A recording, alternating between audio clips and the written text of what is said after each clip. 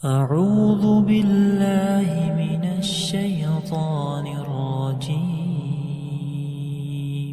بسم الله الرحمن الرحيم.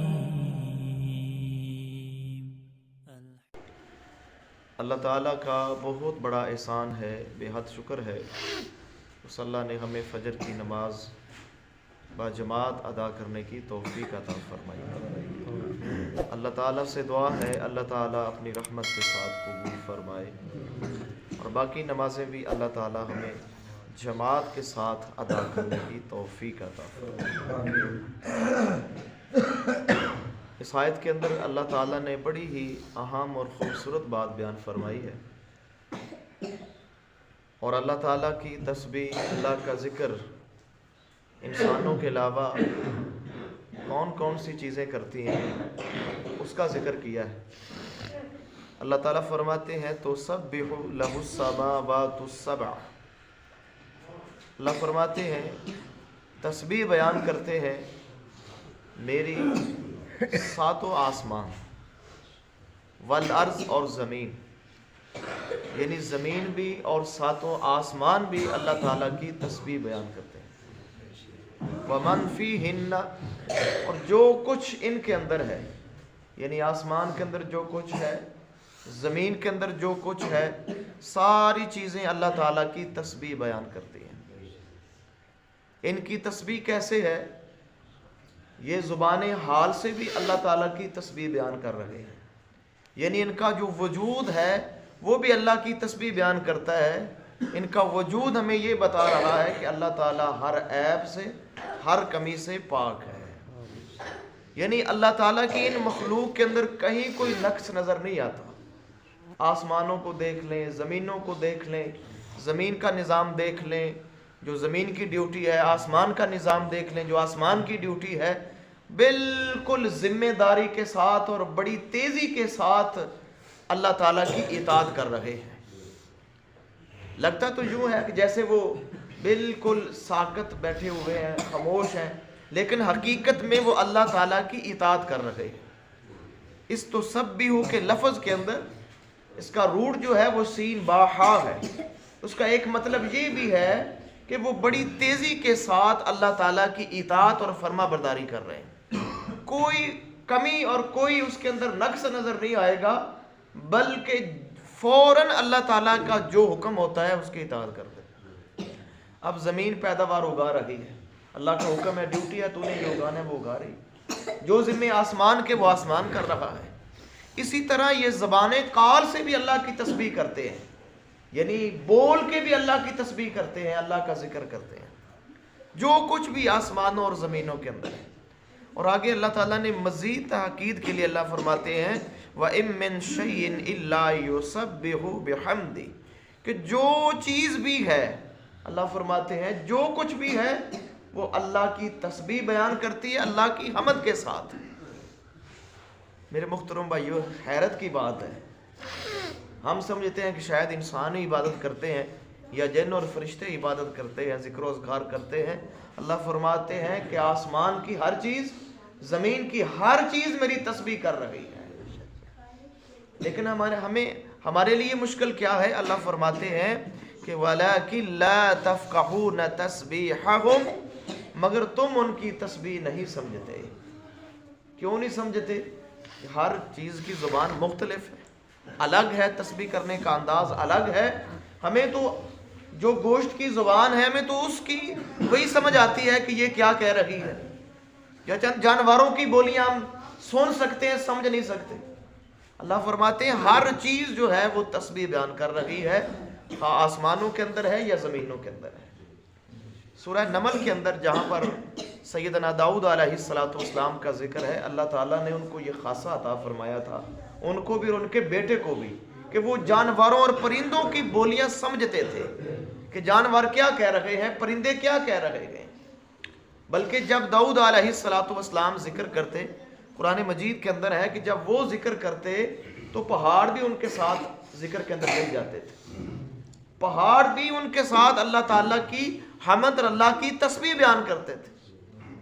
اور جناب محمد الرسول اللہ صلی اللہ علیہ وسلم کی حدیث ہے، صحیح بخاری کے اندر موجود ہے، سیدنا عبداللہ بن مسعود غالباً بیان کرتے ہیں کہ اللہ کے نبی نے ہمیں ایک دفعہ کھانے کی تسبیح سنائی، یعنی ہم اللہ کے نبی کے دور کے اندر کھانے کی تسبیح سنا کرتے تھے کہ وہ بھی سبحان اللہ پڑھ رہا ہے۔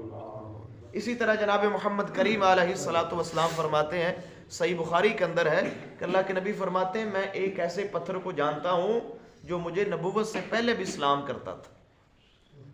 صاف ظاہر ہے اللہ کے نبی اس کی آواز سنتے ہوں گے، یا جس طرح بھی اللہ تعالیٰ ان کو سنواتا ہوگا، تو معلوم ہوا کہ یہ جن کو ہم سمجھتے ہیں کہ یہ بے زبان چیزیں ہیں یا بے جان چیزیں ہیں، ان کے اندر بھی موومنٹ ہے، حرکت ہے، یہ بھی اللہ کی تسبیح بیان کرتی ہے۔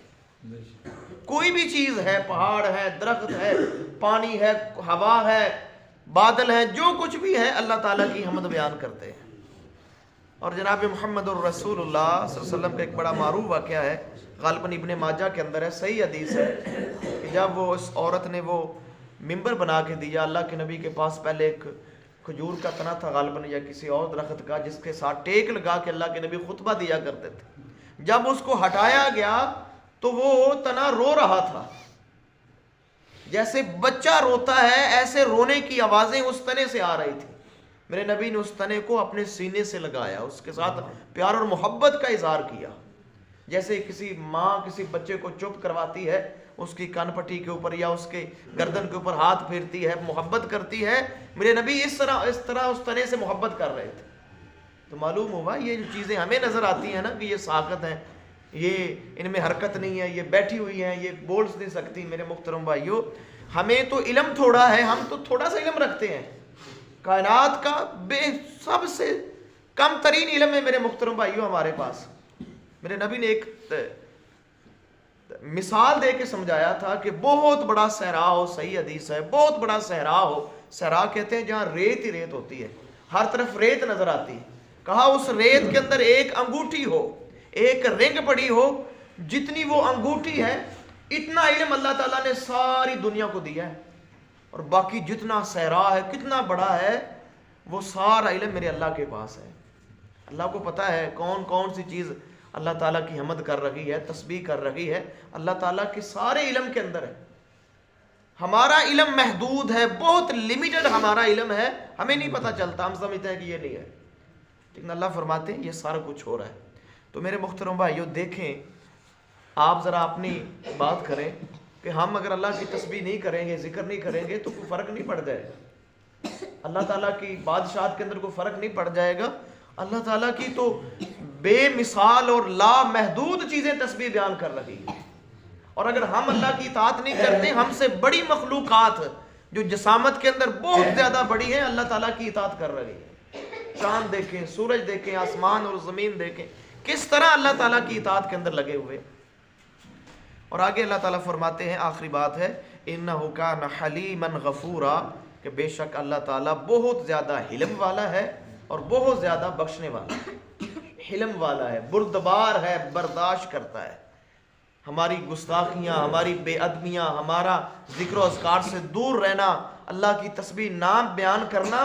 اللہ فرماتے ہیں میرے حلم کے نتیجے کی وجہ سے تمہیں کوئی عذاب نہیں آتا، میں پکڑتا نہیں ہوں، یہ میرا حلم ہے کہ میں برداشت کرتا ہوں، میں بردباری سے کام لیتا ہوں، کوئی عذاب نہیں آتا۔ یہ اللہ کے حلم کی مثال ہے۔ وگرنہ اگر ہم دیکھیں میرے محترم بھائیو کس طرح ہم اللہ سے دور ہیں، کوئی ایک نماز پڑھ لیتا ہے، کوئی دو پڑھ لیتا ہے، کوئی کبھی 6 مہینے اللہ کو یاد نہیں کرتا، کئی سال گزر جاتے ہیں اسے اللہ یاد نہیں آتا، کتنی اس کی نمازیں رہ گئی، کتنے سجدے رہ گئے، یہ اللہ کی اطاعت کے کام تھے، اس نے نہیں کیے، لیکن اللہ تعالیٰ نے اس کو جینے کا موقع دیا ہے۔ یہ اللہ کے حلم کی مثال ہے، یہ اللہ تعالیٰ کے حلم اور بردباری کا ایک عمدہ نمونہ ہے کہ اللہ تعالیٰ کچھ نہیں کہتے، اللہ تعالیٰ پورا جینے کا موقع دیتے ہیں۔ اگر اللہ تعالیٰ پکڑ لیتے میرے محترم بھائیو تو کب سے یہ دنیا کا نظام تہس نہس ہو جاتا۔ یہ اللہ تعالیٰ کی خاص حکمت ہے اور خاص اس کا فضل و کرم ہے۔ تو ہم اپنا غور کریں میرے محترم بھائیو، ذرا سوچیں، کائنات کی ہر چیز اللہ کی اطاعت تسبیح بیان کر رہی ہے، ہم انسان ہیں کہ ہم آرام سے گھر میں بیٹھے ہوتے ہیں، اذان ہوتی ہے ہم آرام سے بیٹھے ہوتے ہیں۔ دیکھیں میرے محترم بھائیو، چند بندے کام کر رہے ہوں اور ایک بندہ کام نہ کر رہا ہو تو کتنا غصہ آتا ہے اس بندے کے اوپر۔ ہم اپنی اولاد کو کوئی کام کہہ دیں، بیٹوں کو کچھ کہہ دیں کہ یہ کام کرو، ایک بیٹا نہ کرے، کتنا غصہ آتا ہے. پھر پتہ چلے کہ ہمارے اندر علم کتنا ہے. تو اللہ کو بھی تو غصہ آتا ہوگا کہ جب ہم اللہ کی تسبیح کے لیے نہیں اٹھتے، اذان سن کر نہیں آتے مسجد کے اندر. تو میرے محترم بھائیو، اپنا محاسبہ کریں، غور کریں اپنے اوپر، اپنی اصلاح کریں. اللہ سے دعا ہے اللہ عمل کی توفیق عطا فرمائے. اللہ تعالی ہمیں بھی تسبیح کرنے والوں کے اندر شمار فرمائے، ان کے اندر اللہ تعالی ہمارا شمار فرمائے. اللہ سے دعا ہے اللہ کمی کوتاہی معاف فرمائے.